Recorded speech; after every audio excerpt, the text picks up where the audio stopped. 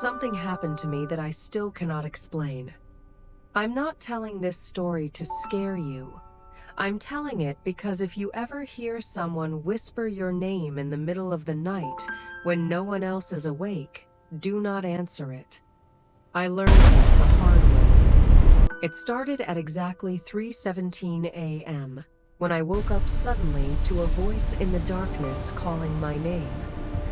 At first it was soft, almost like the wind slipping through the cracks of the house. But then it came again, clearer this time, slow and deliberate. Daniel. My eyes opened instantly, and the silence in the room felt heavier than anything I had ever experienced. I was alone in my room, the lights were off, and the entire house was asleep.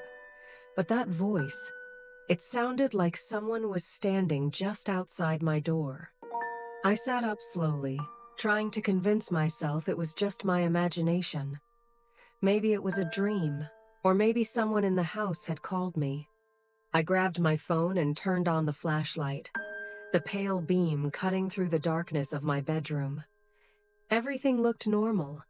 The walls were still, the door was closed, and nothing seemed out of place. But the silence felt wrong, like the house itself was holding its breath. I opened the door and stepped into the hallway. It was empty. No movement, no sound. Just the long, dark corridor stretching toward the stairs. For a moment I felt relieved, until the whisper came again, this time from somewhere behind me. I turned around instantly, my heart pounding in my chest. The flashlight shook in my hand as the beam moved across the hallway walls. There was nothing there. No one standing in the shadows, no open doors, nothing that could explain what I had heard. But something inside me knew that the voice had been real. I quickly went back into my room and locked the door. That night I barely slept.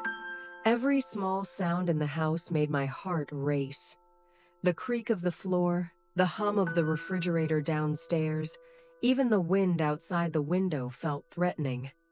The next night, I tried to stay awake. I didn't want to hear that voice again.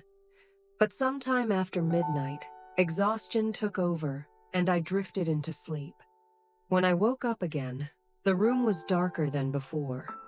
The digital clock beside my bed glowed faintly in the darkness, 3:17 a.m.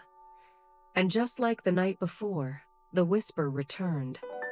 Daniel. This time, it was closer, much closer. It sounded like it was standing right outside my bedroom door, speaking softly through the wood.